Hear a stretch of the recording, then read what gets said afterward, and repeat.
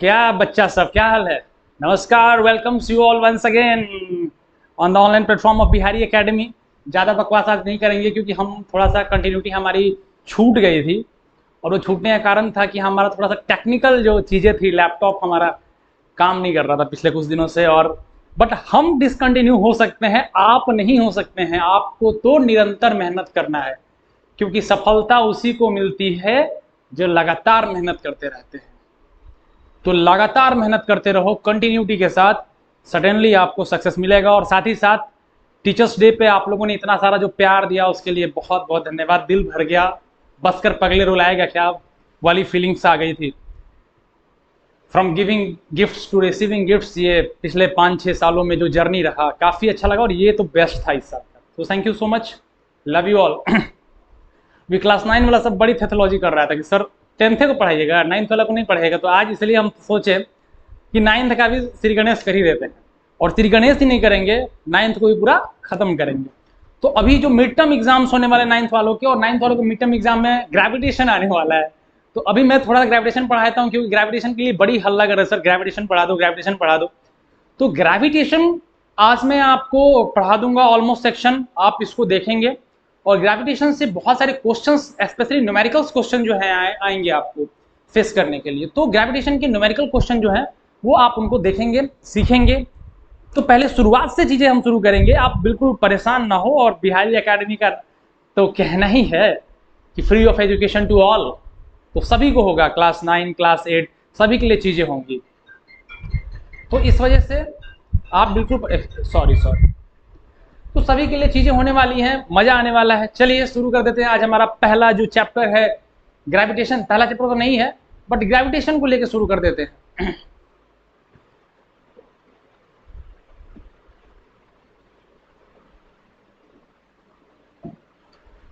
बच्चा देखो, दुनिया का हर एक चीज जो है, दुनिया का हर एक चीज एक दूसरे को क्या करता है, आकर्षित करता है, एक दूसरे को अपनी तरफ खींचता है। तुम लोग भी एक दूसरे को खींचते हो ना अपनी तरफ, है ना? तो समझदार हो सब, है? तो ग्रेविटेशन के कहना है कि दुनिया की हर एक चीज जो है एक दूसरे को अपनी तरफ आकर्षित करती है एक फोर्स के थ्रू, और वो फोर्स होता है ग्रेविटेशनल फोर्स। वाह, इतना सिंपल सा बात है कि every object in this universe,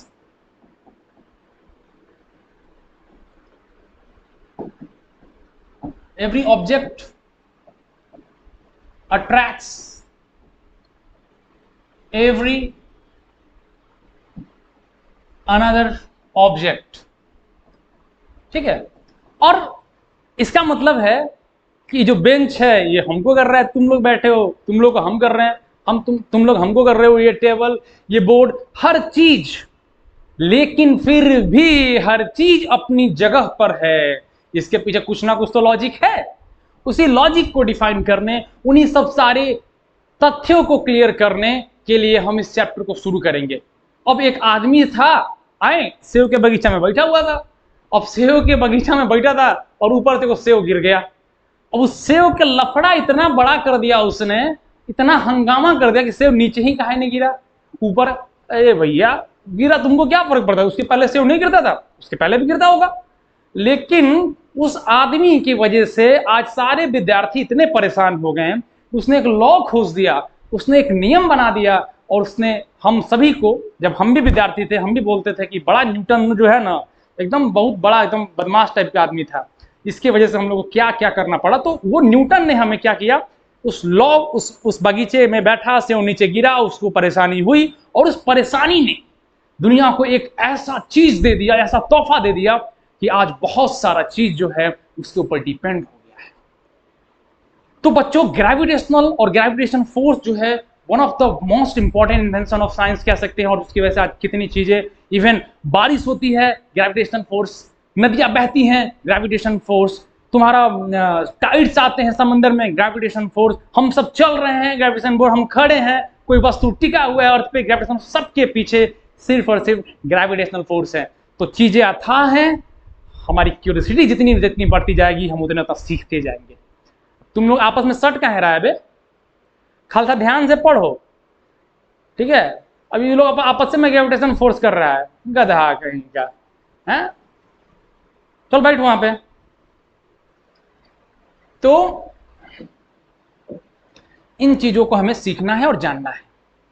चलिए फिर से अपना ऐड तो हम करते रहते हैं बीच बीच में। बिहारी एकेडमी जो है आपको दे रहा है क्या, ऑनलाइन एजुकेशन। और ऑनलाइन एजुकेशन में हम क्लास 10th के लिए आगाज बैच शुरू कर चुके हैं, जहां पे राहुल सर आपको एसएसटी और हिंदी के बड़े शानदार लेक्चर, मजा आ जाता है, मतलब दिल को बड़ा सुकून टाइप का मिलता है उनका लेक्चर सुन के। मैं खुद पागलों की तरह ऐसे बैठ के सुनने लगता हूँ। और सुमित सर का मैथ्स जो उन्होंने शुरू किया है, ट्रिगो सेक्शन और भी चीजें वो शुरू करेंगे साइंस के सेक्टर, तो आपको बेहतरीन पैकेज मिलने वाला है और वो भी फ्री ऑफ कॉस्ट। तो आप बस देखते जाइए, अपना प्यार देते जाइए, बाकी तो शानदार तरीके से हम आपसे मिलते रहेंगे। ग्रेविटेशन आप देख रहे हैं, ये हमारे न्यूटन बाबा हैं, ठीक है। ये जो हमारे हैं न्यूटन बाबा यहां बैठे हुए हैं, ठीक है। और ये न्यूटन बाबा यहां बैठे हैं और ये सोच रहे थे कि आखिर हुआ क्या।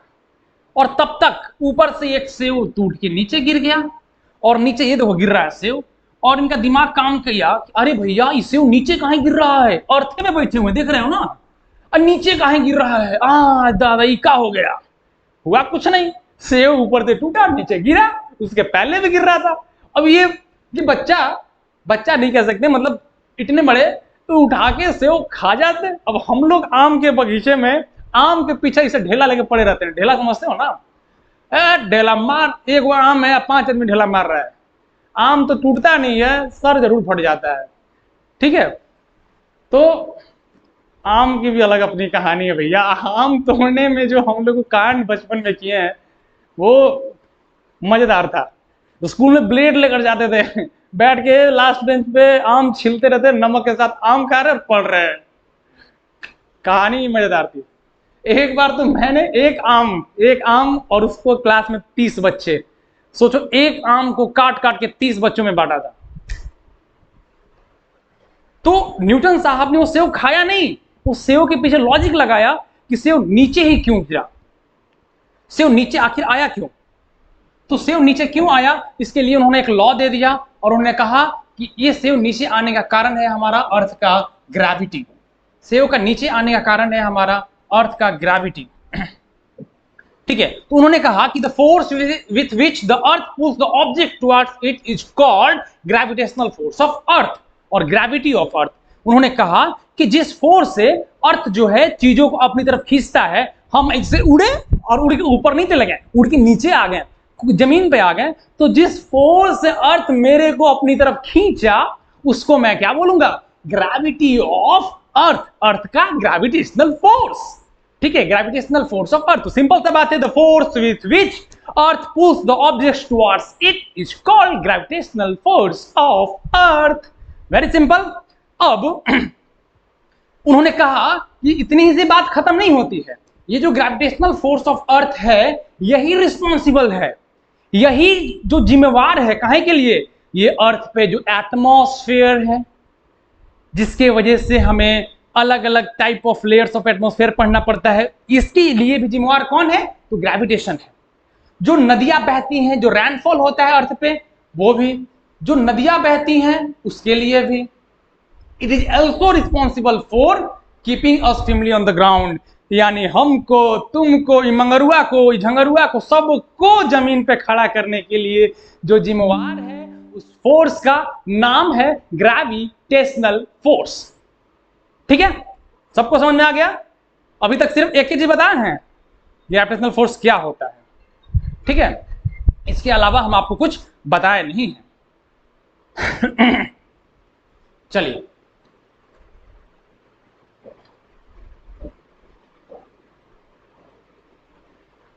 अभी न्यूटन साहब ने क्या कहा इसके बारे में, इसको जानना है हमें कि आखिर, ठीक है, ग्रेविटेशनल फोर्स, तो न्यूटन साहब ने क्या कहा इस ग्रेविटेशन के बारे में, उसको जानना है हमें।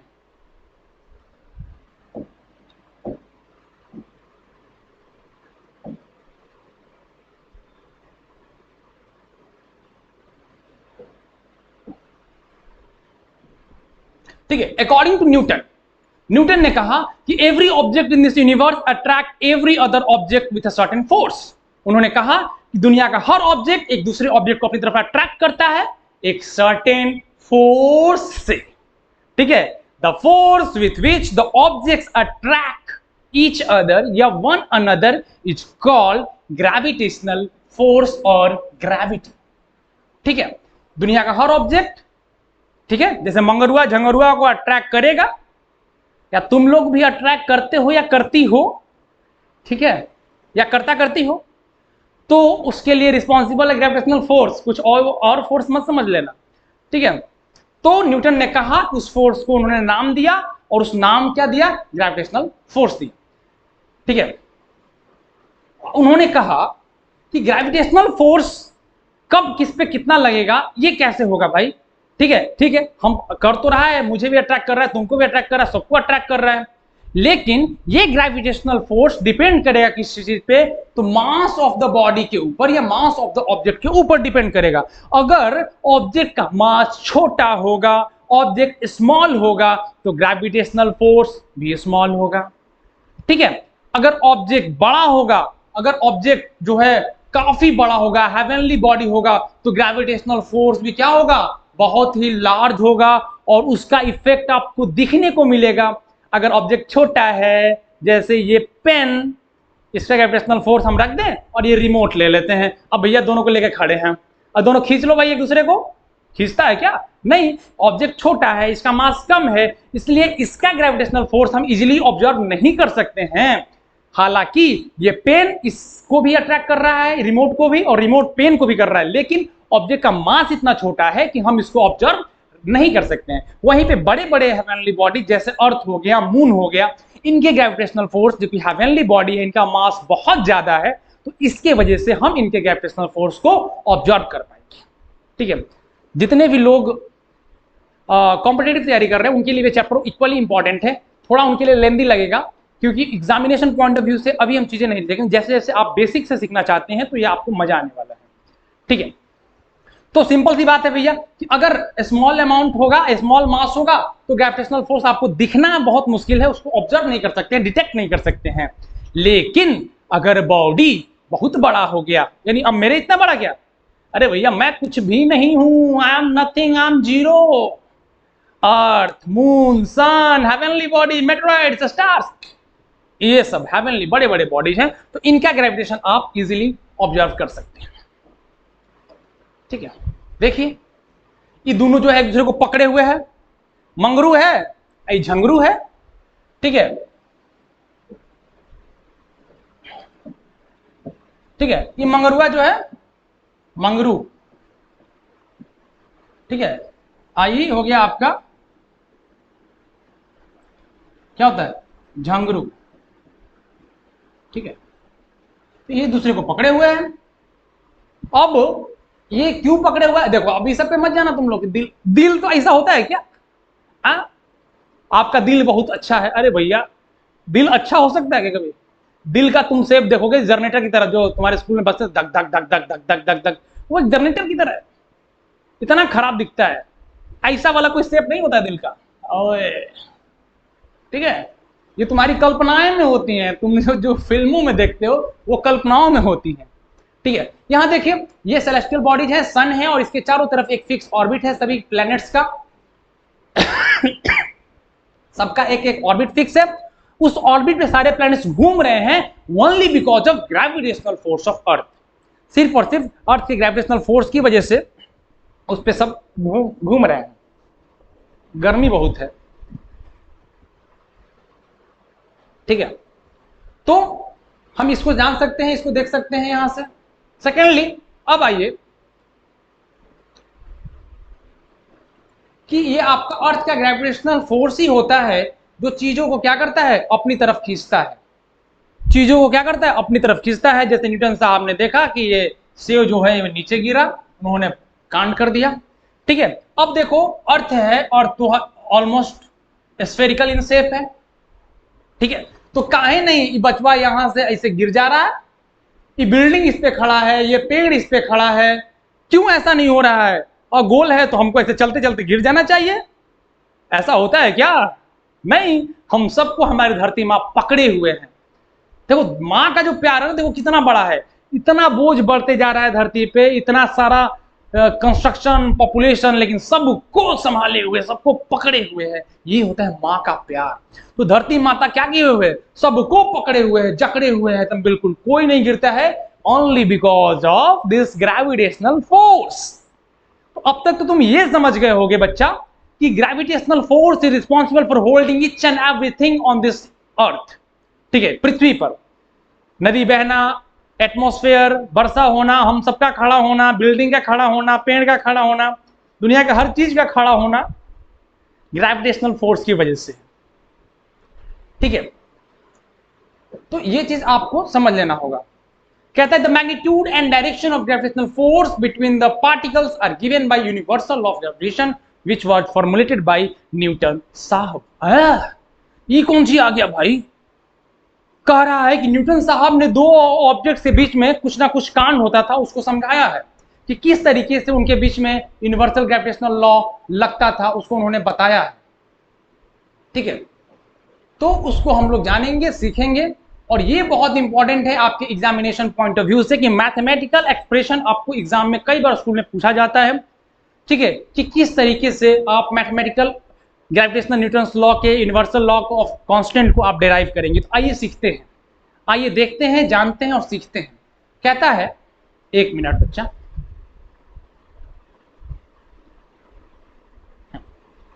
ठीक है, यूनिवर्सल लॉ ऑफ ग्रेविटेशन क्या कहता है कि every body in this universe attract every other body with a force which is directly proportional to product of their masses and inversely proportional to square of distance between them।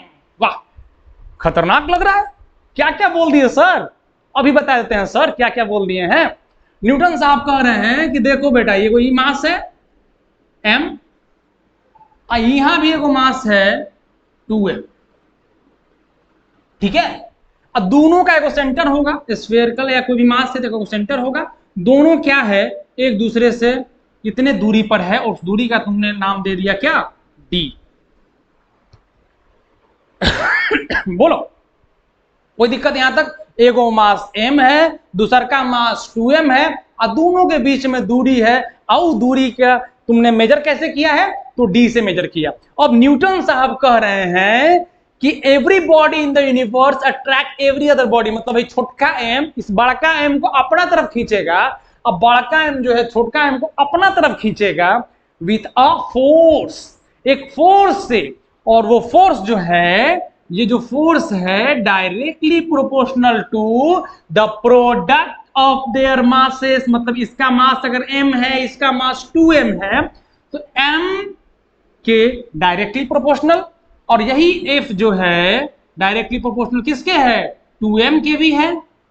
बोलो, कोई दिक्कत? और इनके product के, यानी कि f is directly proportional to m multiplied by 2m।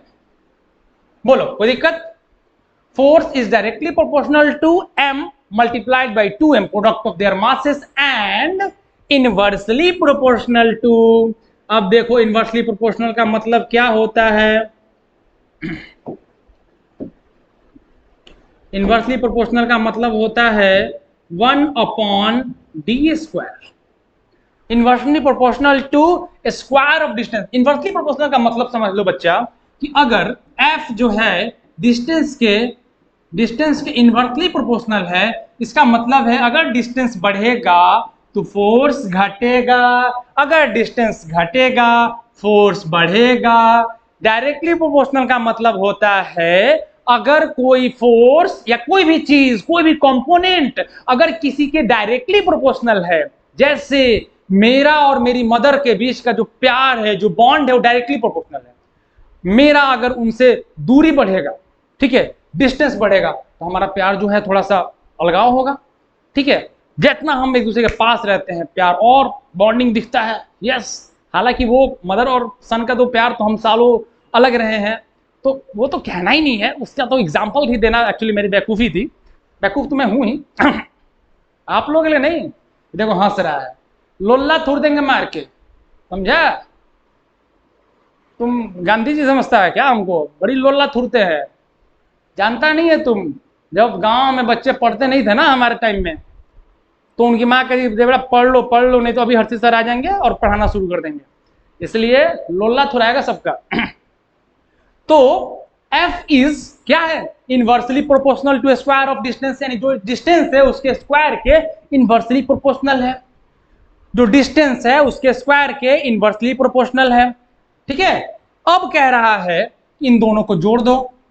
जैसे इन दोनों को जोड़ते हो f is directly proportional to m into 2m upon d square. बोलो दिख रहा है, f is directly proportional to, ये इक्वेशन 1 हो गया, ये इक्वेशन 2 हो गया, और from equation 1 and 2 f is directly proportional to m1 into m2 upon d square.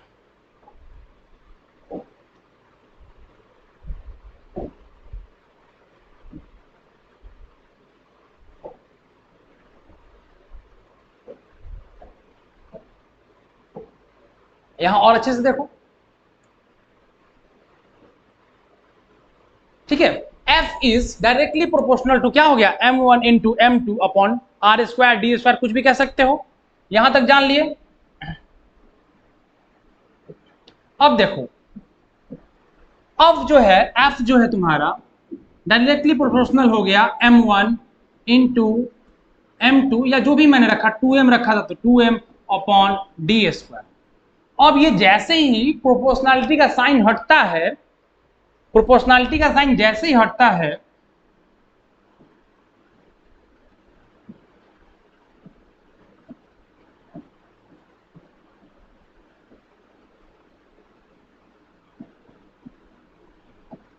Upon d square, यही हमने माना था। ठीक है, यहां पे भी तुमने क्या m और m माने हो, मैंने फिगर m और m का डाला था, तो यहां पे ऐसे हो जाएगा f is directly proportional m into m upon r square. ठीक है, जो भी ले सकते हो। ठीक है, अब देखो जब ये प्रोपोर्शनैलिटी का साइन हटेगा, तो याद रखो जब भी प्रोपोर्शनैलिटी का साइन हटता है एक कांस्टेंट आता है, और यहां पे जब ये हटेगा f से, तो इक्वल किस बराबर, सर ये क्या प्रोपोर्शनैलिटी ये सब देख के रखे हैं, हमको समझ में नहीं आ रहा, इक्वल कीजिए ना। तो हाँ भैया इक्वल किया हमने, f is equal to g into m into 2m upon d square. Sir ये g कहां से आ गया, तो जो प्रोपोर्शनैलिटी का साइन हटा है वही ये g आया है, यही वो g है जिसको न्यूटन साहब ने कहा universal gravitational constant, UGC. UGC आ रही बात समझ में, यानी यूनिवर्सल ग्रेविटेशनल कांस्टेंट। उन्होंने कहा कि जो प्रोपोर्शनैलिटी का साइन हटा वही वो क्या निकला, g निकला। अब देख लो तुम यहां से g को g की वैल्यू निकाल लो। देखो f इंटू डी स्क्वायर, इसको m1 इंटू दोनों बॉडी का मास नीचे चले आओ लेकर, is equal to g।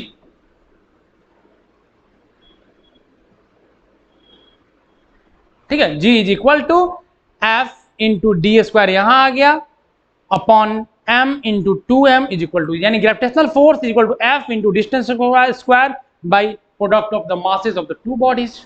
Very simple, यही मैथमेटिकल एक्सप्रेशन तुमको एग्जाम में बार बार निकालने के लिए दिया जाता है। देखो ये एक्सप्रेशन की f is equal to g into m into 2m upon d square. ठीक है, एक तरह का फोर्स है, एक तरह का ये फोर्स है। ठीक है, तो यहां तक आपको क्या रखना होगा, चीजों को बहुत ही क्लियर रखना होगा, समझना होगा। 1 मिनट का आप पॉज करो और चीजों को देख लो अच्छे से। ठीक है, 1 मिनट पॉज करो, आराम से देख लो, इसको समझ लो।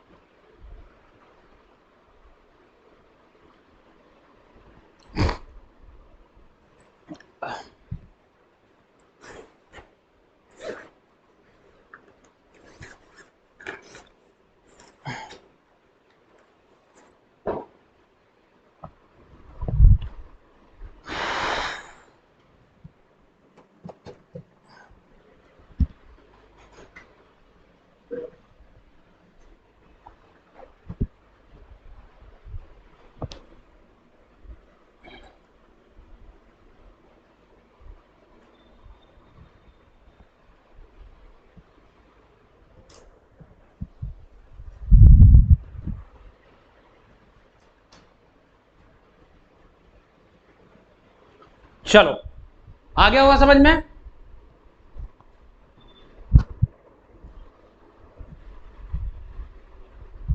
चलो अब आगे बढ़े हम लोग। आपने समझ लिया कि न्यूटन साहब का यूनिवर्सल लॉ ऑफ ग्रेविटेशन क्या था। न्यूटन साहब ने कहा था, बच्चों ध्यान से एक बार लास्ट में स्टेटमेंट सुन लो, कि न्यूटन साहब ने कहा था कि force of attraction between two bodies is directly proportional to product of their masses and inversely proportional to a square of distance between them। उन्होंने बस इतना ही कहा था, ठीक है। तो हमने कहा F is directly proportional to m1 into m2, F is inversely proportional to d square, और जब भी प्रोपोर्शनलिटी का साइन हटता है तो एक कांस्टेंट दिया उन्होंने कहा कि F जो कांस्टेंट आएगा वो G के बराबर होगा, G into m1 into m2 upon d square, यही वो ग्रेविटेशनल कांस्टेंट है, ठीक है।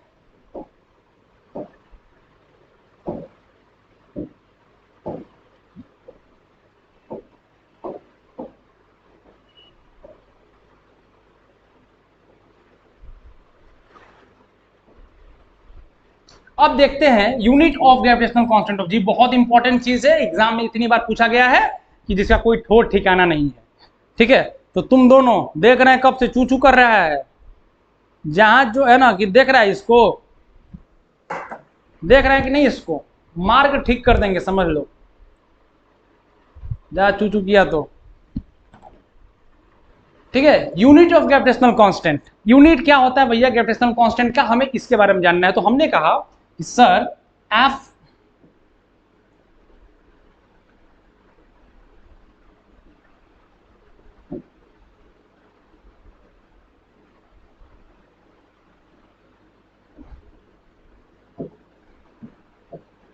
दिख रहा है, एफ, हाँ, f is equal to g into m यानी मास इंटू 2m, ये भी क्या है मास, अपॉन डी क्या है डिस्टेंस है, डिस्टेंस स्क्वायर। और हमने कहा कि भैया जी की वैल्यू निकाल लो, तो आपने क्या किया, जी इज इक्वल टू आपने कहा फोर्स इंटू ये वाला इधर लेते आए डी स्क्वायर अपॉन ये दोनों को नीचे लेते आए m into 2m,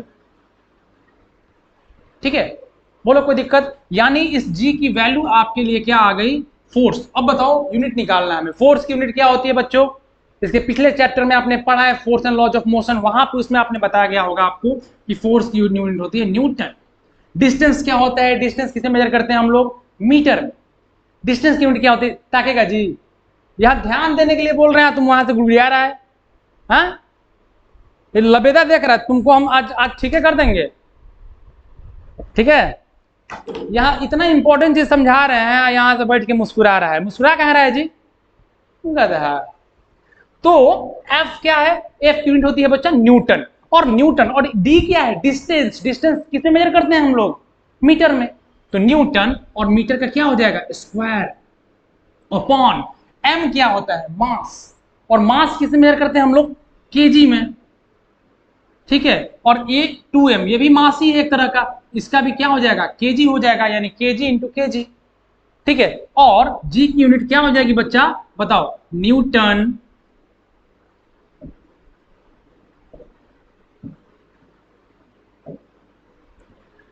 Newton metre square, kg into kg, kg ऊपर जाएगा तो पर केजी स्क्वायर, यानी न्यूटन मीटर स्क्वायर पर केजी स्क्वायर। अब कितना बच्चा सर कहते सर -2, अबे गधा -2 नहीं, केजी इंटू केजी। अच्छा बताओ 1 अपॉन इसके पावर में 2 रहता है, केजी ये ऊपर जाता है, रेसिप्रोकल बन जाता है, रेसिप्रोकल क्लास 6 में आपको पढ़ाया गया है, केजी इंटू केजी, तो नीचे में आएगा KG square 1 upon KG square, exponents and power class 9 में पढ़े होगे सेकंड चैप्टर में, यहां पे आपको केजी के पावर -2, ठीक है, ये हो जाता है। तो ये हो गया आपको यूनिट, याद रखना है ग्रेविटेशनल कांस्टेंट की यूनिट न्यूटन मीटर स्क्वायर पर केजी स्क्वायर। 5 बार बोलो मेरे साथ साथ बोलो, न्यूटन मीटर स्क्वायर पर KG square, newton metre square पर KG square, newton metre square पर KG square, newton metre square पर KG square, newton metre square पर केजी स्क्वायर, ठीक है। याद हो गया, सिंपल सा, ठीक है। तो ये सब चीजें जो है आपको बड़ा ध्यान देना है, और एग्जाम में आपके बड़ी काम आएगा ये, ठीक है। अब हम लोग जानेंगे वैल्यू ऑफ ग्रेविटेशनल कांस्टेंट के बारे में, कि ग्रेविटेशनल कांस्टेंट की वैल्यू क्या होती है?